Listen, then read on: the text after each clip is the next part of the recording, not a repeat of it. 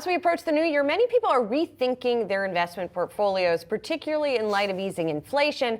As the Fed indicates, multiple rate cuts are on the table for 2024. 2023 has been tough on investors, coping with high interest rates and talks of recession, although ultimately stocks have gone up.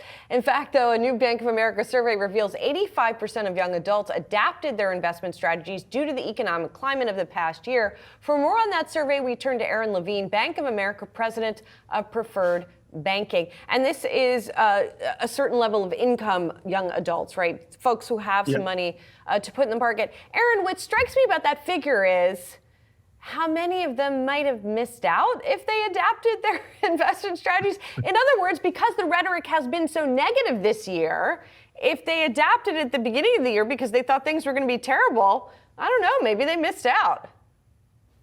Yeah, well, first, thanks for having me on. But remember, if you look at the survey, you had a pretty interesting divergence. About 45% adapted a more conservative strategy, and about 41% adapted a little more of a aggressive strategy. So, like always, it makes a market, right? You had both sides of that. But I think the most important thing is the participation, right? Across these two, generational groups, younger generations, they're very active. They're participating in the market. They want to invest, and that's great in terms of long-term their participation.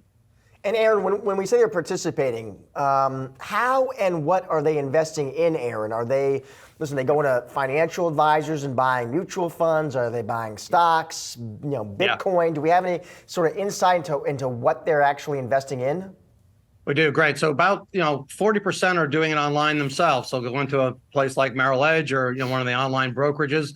About 24% are using, digital advice, so managed portfolios that you can do, quote unquote robo-advisor. And then about 20% are using advisors. I think that 20% is probably towards the upper age group of the millennials, right? So that 30s to 40s, where the younger cohort is more doing it themselves online. But within that, yeah, they're doing a combination of things. They're certainly buying some individual stocks, but at the same time, they're also investing in more funds and ETFs. And Aron, what are some of the biggest investment philosophy decisions or differences, I should say, between Gen Z and millennials? Yeah, I guess not surprising. We think, again, Gen Z, 18 to 26, there's a lot of let's get rich quick stuff. So probably a little more individual stock buying, a little more risk taking, a little more I'm trying to do something fast. Whereas the millennials are thinking more long term, which is terrific. Probably 10 years ago, they might have had a different philosophy. But right now, they're thinking retirement. They're thinking long term investing. And so that's kind of an age thing. And I wouldn't be surprised if that Gen Z cohort 5-10 years from now starts doing the same thing. I mean, how much of that, though, is sort of TikTok driven or social media driven for Gen Z, that there is that philosophy out there that you can get wealthy quickly in the market?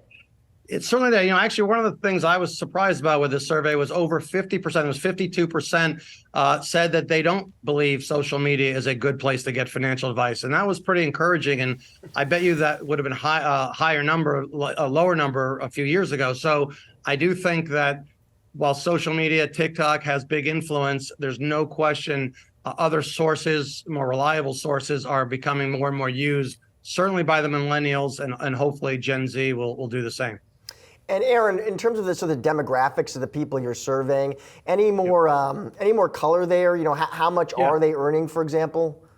Yeah, so sure. For the millennials, so it's really folks that have about 50,000 to $1 million in investable assets. 100,000 to $1 million, and then Gen Z, we went 50,000 to $1 million. So these are all certainly young professionals who have good earnings power and investable assets that we're talking about, which is, again, these are the folks that they're in the market, they're active, but they are clearly, and what you're seeing is with the labor market pretty strong, these are all individuals that have good, solid paying jobs, and they've saved some money, and they're now actively investing.